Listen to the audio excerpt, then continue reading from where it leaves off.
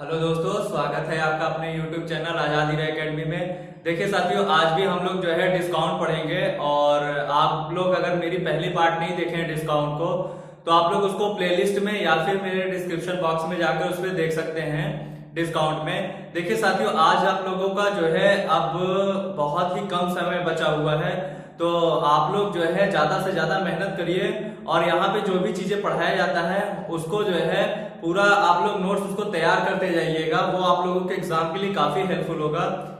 और साथ ही साथ ये कहना चाहेंगे साथियों कि यदि आप लोग हमारे चैनल पे नए हैं, यदि चैनल सब्सक्राइब नहीं किए हैं तो चैनल को सब्सक्राइब कर लें और एक बेल आइकन आएगा, उस बेल आइकन को प्रेस कर दें ताकि जो है किसी भी वीडियो का नोटिफिकेशन आप तक सबसे पहले पहुंच सके। तो आइए चलते हैं हम लोग अपने टॉपिक की तरफ। देखिए डिस्काउंट में जितना आगे पढ़ा दिया गया है पार्ट 1 में, उसके आगे यहाँ पे दिया गया क्वेश्चन है। क्वेश्चन यहाँ पे समझिएगा, 27 वस्तु बेचने पर एक दुकानदार कितना वस्तु मुफ्त में दे कि उसका बट्टा 10% का हो। मतलब यहाँ पे प्रश्न क्या कहना चाह रहा है कि यदि मान लेते हैं एक दुकानदार है वो 27 वस्तु बेच रहा है तो कितना वस्तु फ्री में दे, फ्री में मतलब मुफ्त में दे कि बट्टा उसका 10% का हो जाए। अब देखिए दोस्तों, इसको हम दो तरीके से आपको बताएंगे। पहला तरीका जो है यहां पे समझिएगा कि जो बेचने वाले यानी कि वस्तु कितनी बेची जा रही है, सेल कितनी की जा रही है, तो आप कहेंगे यहां पे 27 वस्तु और मुफ्त यहाँ पे कितना दिया जा रहा है वो नहीं पता है। तो यहाँ पे समझिएगा, ये बताइए सेलिंग कितनी की जा रही है 27 वस्तु, 10% का बट्टा निकल जाएगा तो बचेगा कितना, यानी कि जो सेलिंग प्राइस का बट्टा अगर 10% 100% मान कर चलते 100% में 10% अगर बट्टा निकल गया तो बचा कितना 90%। यानी हम ये कह सकते हैं ये 90% आपका क्या है सेलिंग प्राइस, ये 90% की 27 वस्तु के बराबर है। हम ये कह सकते हैं कि ये 90% क्या है 27 वस्तु के बराबर है। तो हम यहां से कर सकते हैं कि 90% जो है ये 27 वस्तु के बराबर है, तो यहां से 100% निकाल लीजिए। तो आप यहां से करेंगे क्या, 27 बट्टे में 90% और गुणे 100%। क्यों? क्योंकि आपको यहाँ पे फ्री निकालना है तो पता चल जाएगा, क्योंकि यहाँ से 90% इसके बराबर तो 100% निकाल लीजिए, तो ये प्रतिशत से प्रतिशत कट जाएगा और 0 से 1 0 कट जाएगा, 9 3 27, तो ये टोटल क्या आ गया 30। तो मतलब कुल आपको यहाँ पे कुल वस्तु आपकी आ गई, कुल वस्तु ये कुल वस्तु हो जाएगी, ये आपकी कुल वस्तु आ गई 30। तो ये बताइए कुल 30 वस्तु थी और 27 वस्तु बेची गई है। कितनी वस्तु बेची गई है 27 वस्तु। तो ये बताइए 30 वस्तु थी 27 वस्तु बेची गई तो कितना फ्री मिला। तो आप यहां से क्या करेंगे, 30 में से 27 माइनस कर दीजिए, कितना आ जाएगा, 3 वस्तु जो है वो आपकी क्या हो जाएगी, मुफ्त में मिलेगी, यानी कि फ्री में 3 वस्तु फ्री में जो है देगा वो दुकानदार। देखिए कभी कभी होता है ना कि बट्टा के केस में दुकानदार कहता है कि आप मेरे यहाँ से जो है 4 सामान ले लीजिए, जैसे 4 कुर्सी के साथ एक कुर्सी फ्री मान लेते हैं या 4 कुर्सी के साथ एक टेबल फ्री। तो ऐसा जब आप लोग खरीदारी करने जाते हैं तो दुकानदार देता है ना, तो बस वही है। यहाँ पे 27 वस्तु बेचने पर एक दुकानदार कितना वस्तु मुफ्त में दे कि उसका बट्टा जो है 10% हो। ये बट्टा जो है आपका दुकानदार का है, तो यानी 90% की वस्तु आप कह सकते हो 90% क्या हो जाएगा, सेलिंग प्राइस 10% बट्टा दे देगा। और ये 27 वस्तु बेच रहा है, ये वस्तु इस सेलिंग प्राइस के बराबर 100% यहाँ से निकालेंगे तो कुल वस्तु निकल आ जाएगी। तो यहाँ से कुल वस्तु 30 आ गई, 30 में से 27 माइनस करेंगे, 3 वस्तु आपकी फ्री आ जाएगी। अब देखिए यहाँ पे दूसरा तरीका क्या है, यहाँ पे दूसरा तरीका ये है कि आपको यहाँ पे दिया कितना गया है समझिएगा, आपको यहाँ पे दिया गया है दूसरा तरीका से समझिएगा 10%। 10% का मतलब क्या होता है, 1/10 होता है। 10% का बट्टा का मतलब क्या होता है, 1/10, मतलब ये आपका एमपी है, ये मार्क प्राइस। जो देखिए जब कभी भी आपको बट्टा दिया जाए और उसमें क्रय मूल्य कुछ ना दिया गया हो, केवल बट्टा लिखा हो, बट्टा इतने %, तो समझ जाइएगा कि नीचे जो उसका भिन्नात्मक मान होगा वो एमपी हो जाएगा और वो ऊपर वाला क्या हो जाएगा, इसका डिस्काउंट हो जाएगा, छूट हो जाएगा। तो ये बताइए 10 में से 1 छूट दे दिया तो बचा कितना, 9।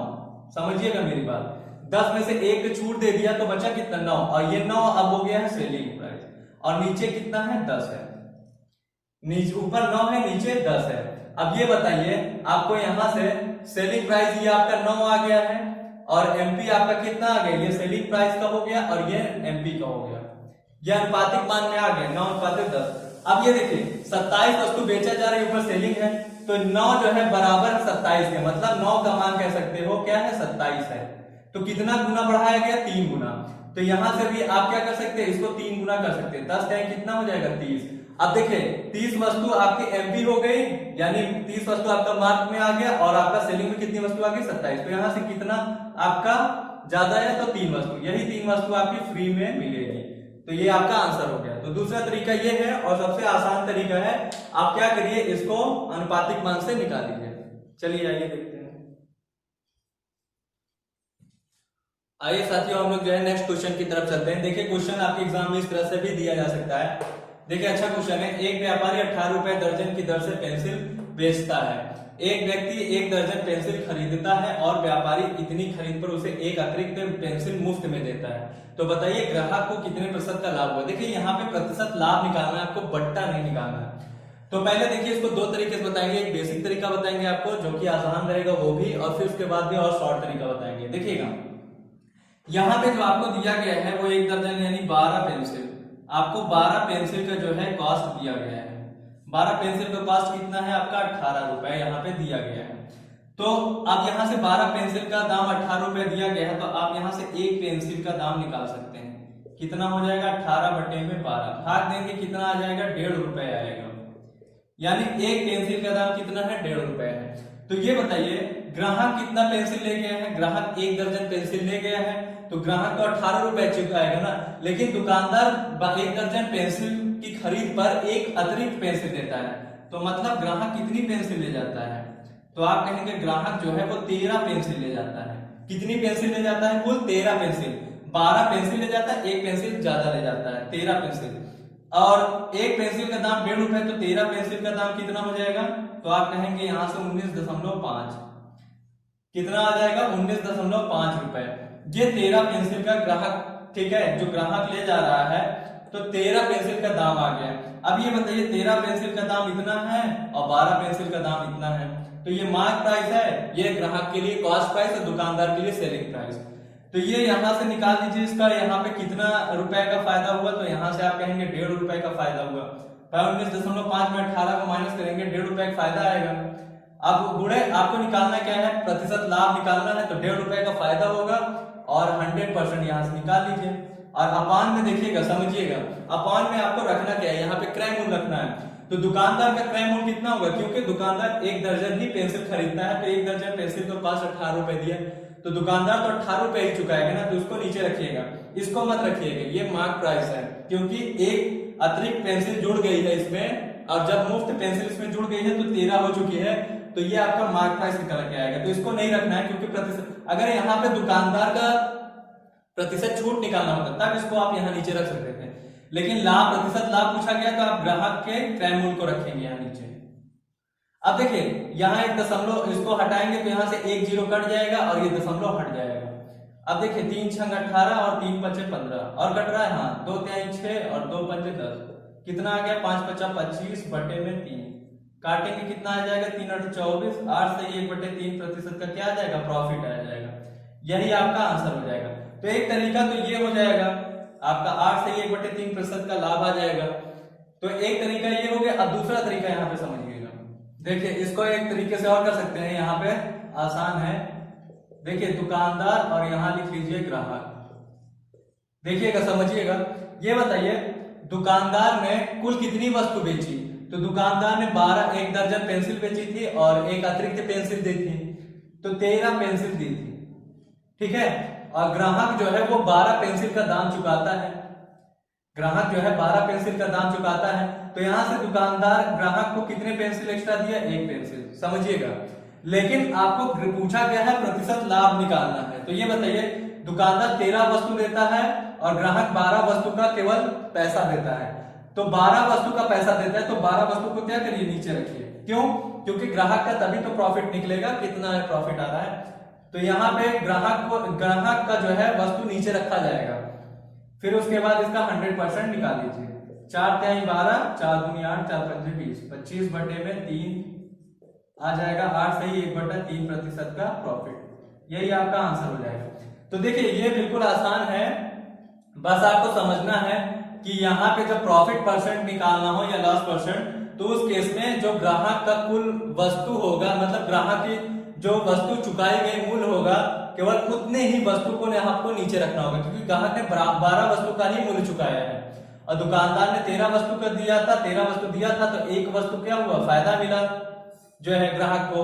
तो फायदा मिला एक वस्तु का, तो 12 वस्तु का यहाँ पे नीचे रखेंगे प्राइस, क्योंकि 12 वस्तु का ही दाम चुकाया है ना। तो इस तरह से आप आसानी से इसको जल्दी निकाल सकते हैं। चाहे तो आप यहाँ पे इसको फॉर्मूला बना सकते हैं, यहाँ पे इसको लिख लीजिए, मुफ्त मल्टीप्लाई बाई 100% और अपान में खरीदी गई संख्या। जितनी वस्तु खरीदी गई है, क्या कर सकते हैं, खरीदी गई संख्या। तो आप इसको जो है ऐसे फॉर्मूले के रूप में भी बना सकते हैं, ठीक है, मुफ्त गुणे 100% अपान में खरीदी गई संख्या। तो देखिए ये आपका बहुत ही आसान और जल्दी आ जाएगा, ये भी आसान है, बहुत ज्यादा टफ नहीं है। आगे देखते हैं। आइए दोस्तों हम लोग अगले क्वेश्चन की तरफ चलते हैं। देखिएगा ये बहुत अच्छा क्वेश्चन है। एक व्यापारी 25 रुपए दर्जन की दर से पेंसिल बेचता है। एक व्यक्ति 1 दर्जन पेंसिल खरीदता है और व्यापारी इतनी खरीद पर उसे एक अतिरिक्त पेंसिल मुफ्त में देता है। तो बताइए दुकानदार ने ग्राहक को कितने प्रतिशत की छूट दी। इस बार आपको प्रतिशत छूट निकालना है, प्रतिशत लाभ नहीं निकालना है। तो देखिए इसको कैसे करेंगे, यहाँ पे समझिएगा। यहाँ पे ये मान लेते हैं ये आपका है मार्क प्राइस, ठीक है, और ये सेलिंग प्राइस, क्योंकि जो आपका छूट होता है वो मार्क प्राइस और सेलिंग प्राइस के बीच ही गणना की जाती है। तो देखिएगा मार्क प्राइस, आपको ग्राहक सेल कितना कर रहा है दुकानदार, केवल 1 दर्जन पेंसिल, यानी 12 पेंसिल सेल कर रहा है दुकानदार। लेकिन दुकानदार कुल कितनी पेंसिल दे रहा है टोटल, तो आप कहेंगे 13 पेंसिल दे रहा है। 1 दर्जन वो सेल कर रहा है, पैसा उसे 1 दर्जन का मिल रहा है, लेकिन कुल कितनी, 13 पेंसिल। अब यहां से देखिए, अगर 25 रुपए दर्जन के हिसाब से 12 पेंसिल वो क्या करता है, 12 पेंसिल देता है, तो एक पेंसिल का अगर कॉस्ट निकालेंगे तो 25 बटे में 12 रखेंगे, ऐसे ही रखेंगे आप, तो एक पेंसिल का कॉस्ट आ जाएगा ये।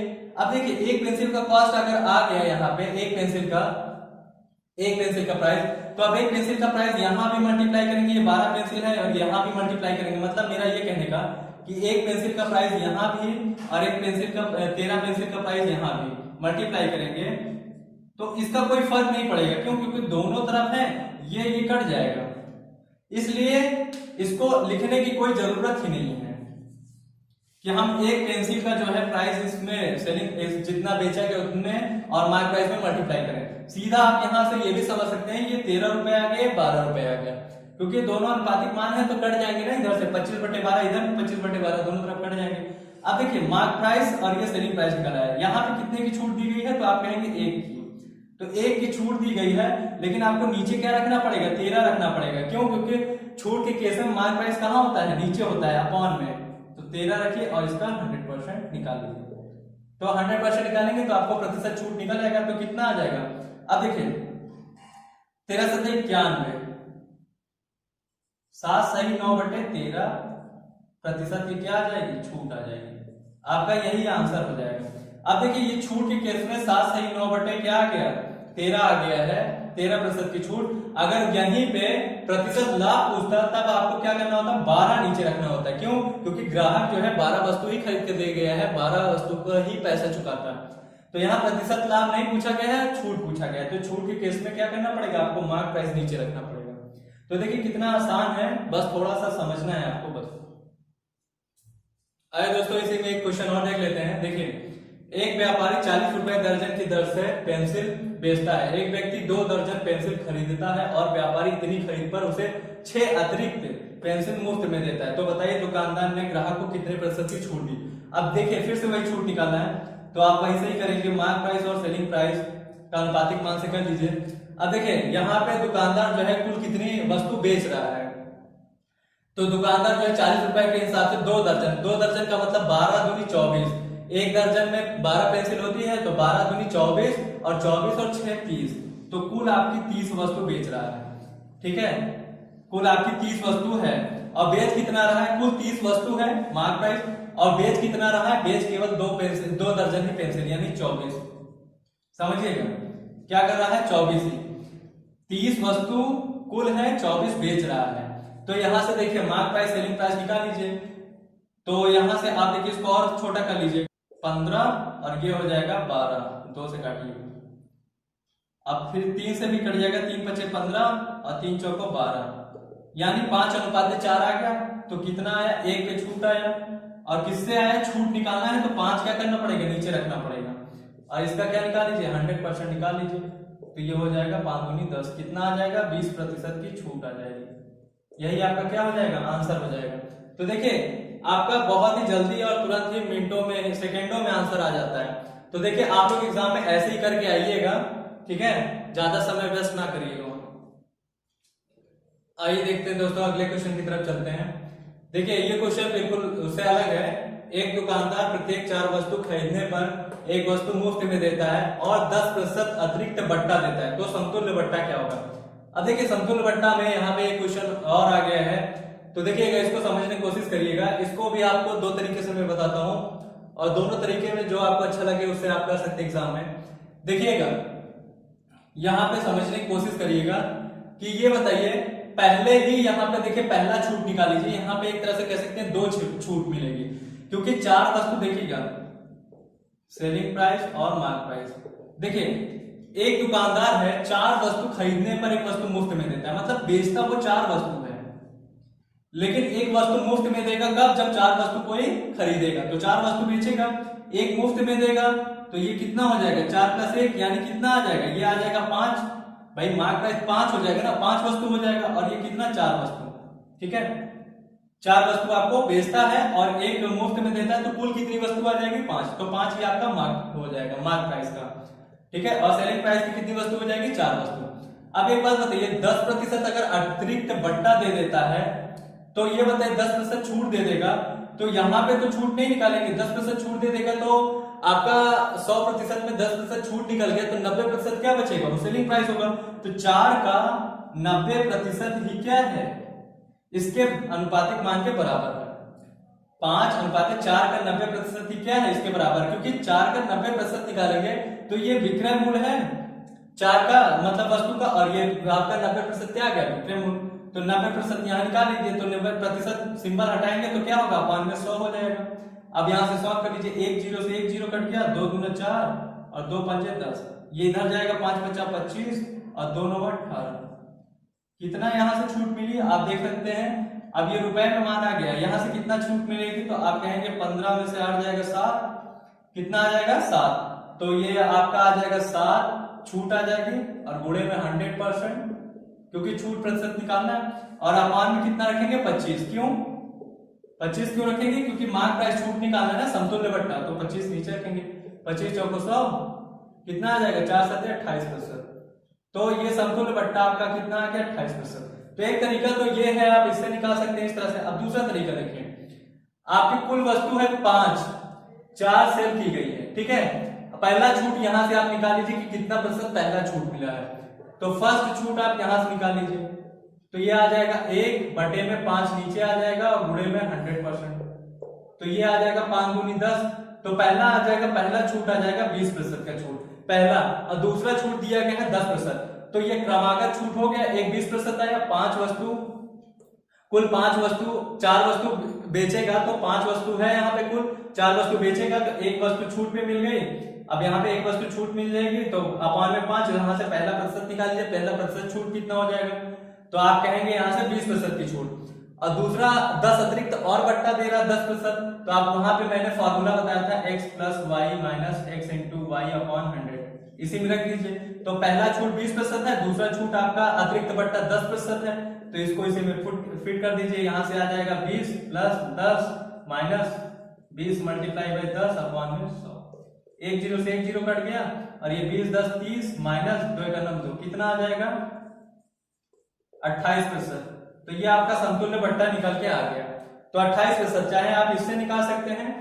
पहले छूट निकालने के लिए आपको क्या करना पड़ेगा, जो कुल वस्तु दी गई है उसमें पहला छूट निकालिए, और जो अतिरिक्त बट्टा दिया गया है, तो दोनों अब 2% आ गए हैं आपके कंटिन्यूअस, तो उनको क्या करिए, इस फॉर्मूले में रख करके x + y - xy × 100 में इसको करके निकाल सकते हैं। तो ये भी आसान है और ये भी आसान है, आप दोनों में से किसी भी तरीके से एग्जाम में करके आ सकते हैं।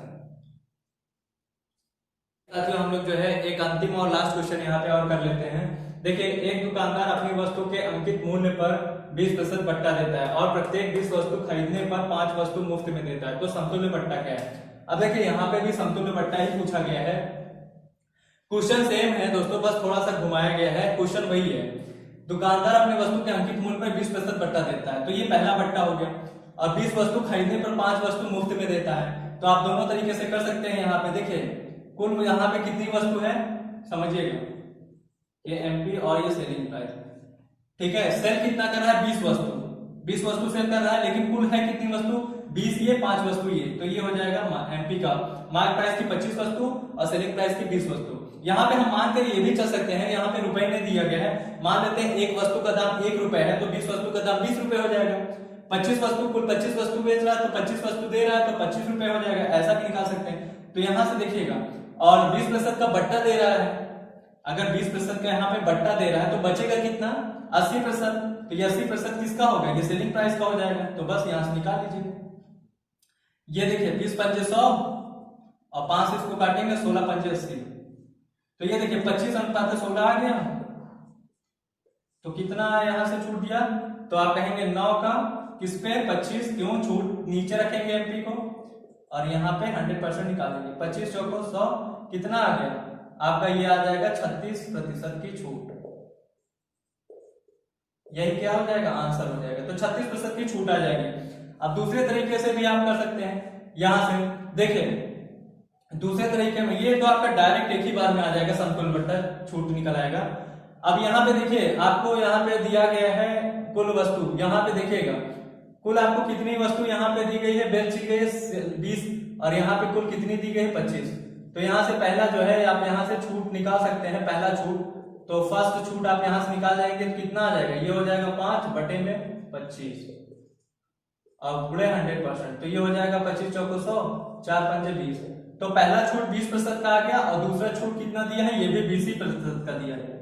तो पहला छूट 20% आया, दूसरा यहाँ पे अंकित मूल्य पे एक बट्टा और दिया गया 20। पहले वस्तुओं के बीच में हमने क्या किया, पहला प्रतिशत छूट निकाल लिया और दूसरा एक छूट प्रतिशत और है। अब इन दोनों का समतुल्य बट्टा निकाल लीजिए, वही x plus y minus x into y upon में 100 से। तो ये हो जाएगा 20 प्लस 20 माइनस 20 गुणे 20 अपॉन में 100। ये 2 जीरो जोड़ी कट गया, ये 20 20 40, ये माइनस 2 गुना 4, कितना आ गया 36% समतुल्य बट्टा आपका आ गया। तो ये समतुल्य बट्टा आपका आ गया। देखिए अगर दोस्तों आप लोगों को क्लास यहाँ पे अच्छी लगी हो तो दोस्तों आप देखिए यहाँ पे थोड़ा स्पीड बढ़ाया जा रहा है, लेकिन आपको समझाया बहुत ही अच्छे तरीके से जा रहा है। तो आप लोग दोस्तों चैनल पे नए हैं तो सब्सक्राइब कर लें और ज्यादा से ज्यादा दोस्तों में शेयर करिए। तो चलिए आप आइए इसी और भी आगे अच्छे लेवल के क्वेश्चन हम लोग नेक्स्ट क्लास में देखेंगे।